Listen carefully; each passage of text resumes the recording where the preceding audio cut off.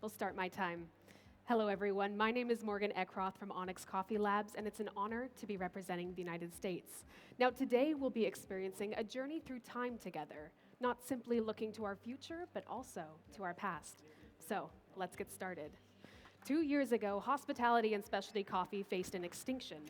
Where once coffee functioned as a canvas that fostered relationships and excellence, it changed. Service in coffee became sterile and efficient.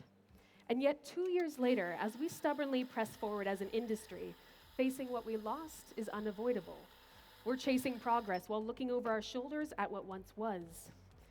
And yet today, judges, I want to challenge you that our future can be found in the past through a renewal of coffee, of connection, and of resilience. Now, I'm starting today by preparing the shots for our later signature beverage and then chilling them.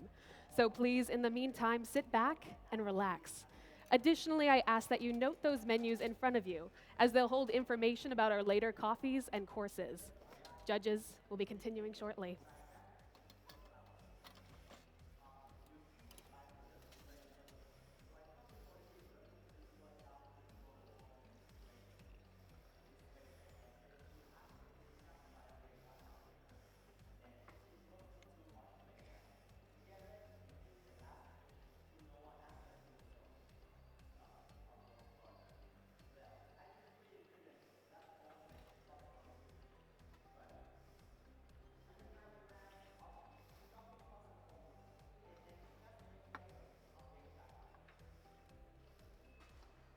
So, let's continue. We begun our time today with a coffee that has faced an extinction of its own. Eugenoides, one of the parents of Arabica. This incredibly unique coffee that helped form our modern expectation for what coffee is today was once nearly lost. Forgotten to time before the Holguin family at Finca Immaculata resurrected the species in a lab. Deep in the Andes Mountains of Colombia, this coffee has reappeared through painstaking care and effort. The Eugenoides is certainly an ancient species renewed through technology, and the flavor profile it holds is incredibly unique. It has a low acidity and a complex sugar development that has been enhanced through natural processing. Today, and because of that, I'm updosing to 22 grams in, approximately 36 grams out at 22 seconds.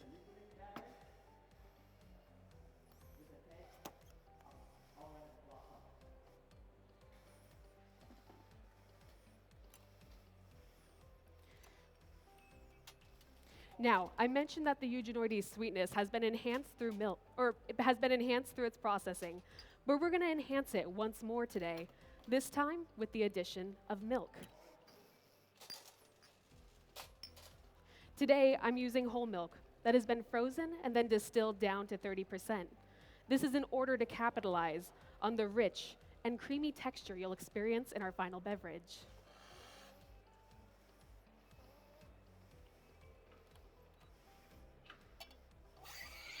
I'll be rejoining you at those tables shortly.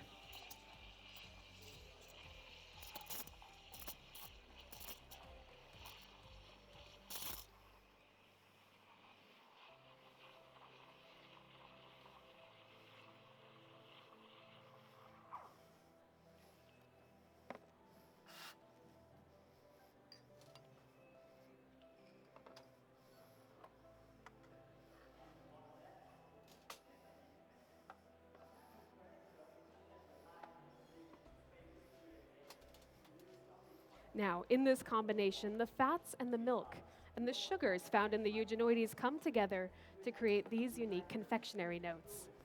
In the cup, you'll taste creme brulee. You'll taste yellow cake batter and melted dark chocolate ice cream. Finally, you'll taste French praline. French praline is caramelized butter, sugar, and pecans. The tactile of these drinks is an extremely heavy weight. It's rich, buttery, and thick, and it has a coating finish like white chocolate. Enjoy. My only drinking instructions for you are this: Once you are done with your evaluation, please take a sip of the water in front of you. This will help prepare you for our later coffees and courses.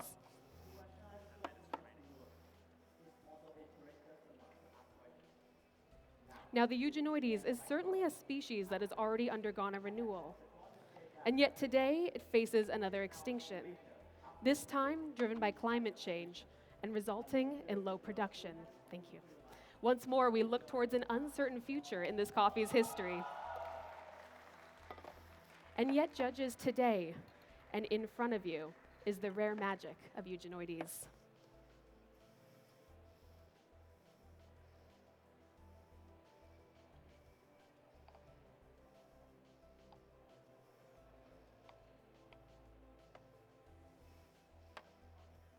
Thank you and enjoy.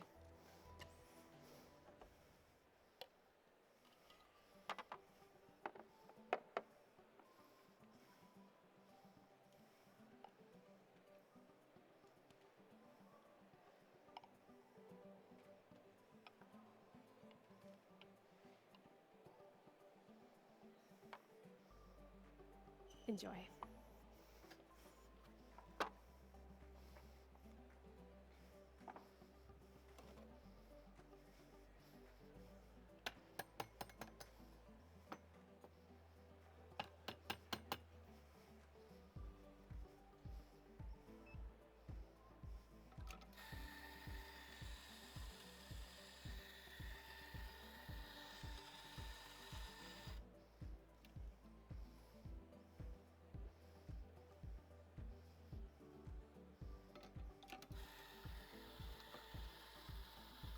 Now, our journey in flavor continues today, this time with a new coffee from Immaculata, the Sudan Roume varietal.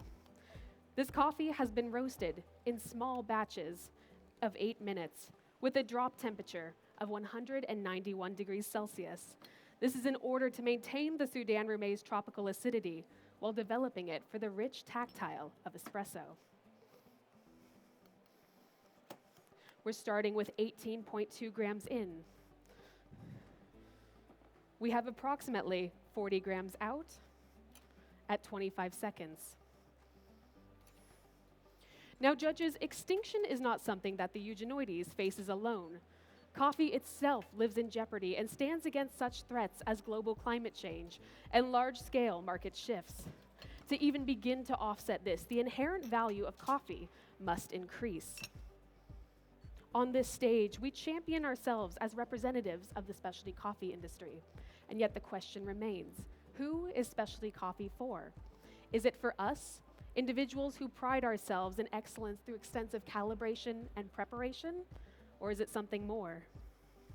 In the last 2 years, we've seen increased interest in home brewing, along with passion to move from novice to expert. There is clearly still value to be added to this industry, and finding new ways of connection between this segment and what we speak to on stage will be key in our own renewal. I ask that you please wait to taste your espressos, but please perform your visual evaluation. In the cup, you will find pink grapefruit. You will taste a floral rose. Thank you. You will taste raw sugar, sweet but unrefined with minerality. And finally, you will taste tart kiwi. The tactile is a medium body. It has a slick and silky mouthfeel with coating botanical oils. And finally, a finish of rose and lemon. Now, as I come by to stir your espressos for you, I ask that you turn your attention to the screens in front of you. In our renewal as an industry and as a competition, we are now armed with new tools and technologies. I want to take you and all joining us here to Immaculata, to the immense effort that has gone into preparing the coffees in front of you, to the orange blossom fields where this coffee was grown, to the citrus that grows above it, and finally, to what is ultimately in the cup before you. Now, as I come by and remove your spoons, I ask that you do this. Lift your espressos. Look forward and take in the sights of Immaculata. And then finally, delight your palate with the flavors of Immaculata. Please enjoy.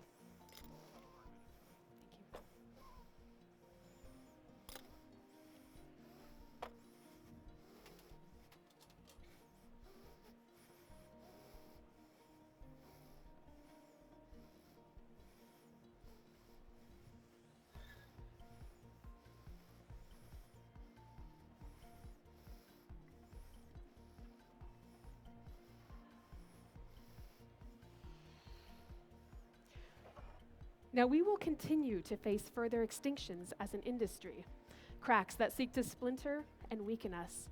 It is inevitable, this cycle of loss and renewal. And yet, if there is one thing we can look back to and hold on to, it is human resilience. It's the barista who holds tenderness and empathy in the face of industry-wide chaos.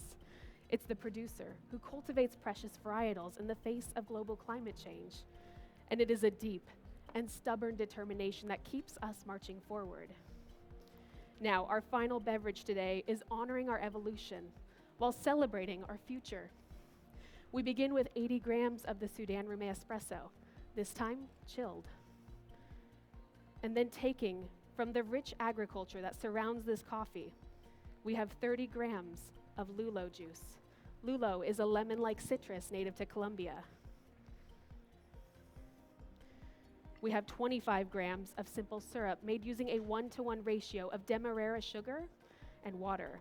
This, in combination with the lulo and the espresso's grapefruit call, creates the flavor of tamarind juice and maple. We have 30 grams of salted pineapple juice. The addition of saline creates a balancing effect in the final beverage, and the addition of this ingredient in combination with the espresso's sweetness creates the flavor of spiced cocoa. Lastly, taking from the past, we have 20 grams of the freeze distilled milk you experienced earlier. This creates the flavors and the textures of cream soda. Now I'm carbonating all these ingredients together using a tool called the Perlini, using technology to infuse this final beverage with a rich, luscious, and effervescent texture.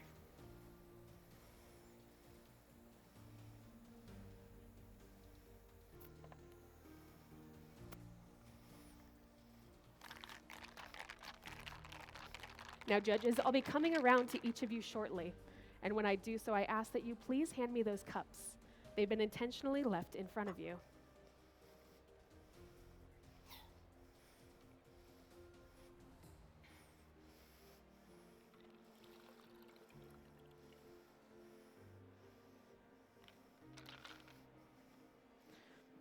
Our methods of processing, cultivating, even serving coffee will face extinction. As representatives of the specialty coffee industry, it is our job to be ready to face these challenges, no matter how sudden they might be.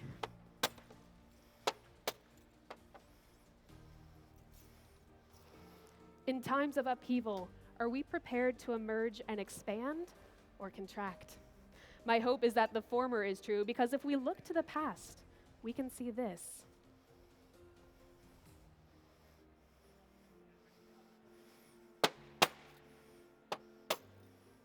Coffee has survived through continual renewal, and so will we. Now, as a reminder, in your final beverage, you will taste flavors of cream soda, tamarind juice, spiced cocoa, and finally, maple. The tactile is sparkling. It has a medium weight, but can feel lighter on the palate due to carbonation. It begins slick and juicy. It develops into a creaminess and finally ends with effervescent sweetness. Now, the national liquor in Colombia is called aguardiente. It is an anise-based spirit used in celebration. Please wait to taste. In times past, this has been shared between Onyx and Immaculata in the coffee fields of Immaculata. And so because of this, I'm spritzing each of your beverages with a blend of orange blossom water and anise. This is creating the aromatic experience of celebration. The glasses I've set in front of you have been remade using the ancient Japanese technique of kintsugi.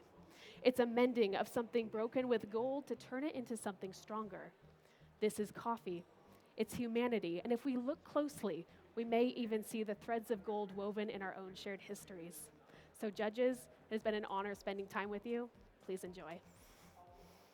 Time.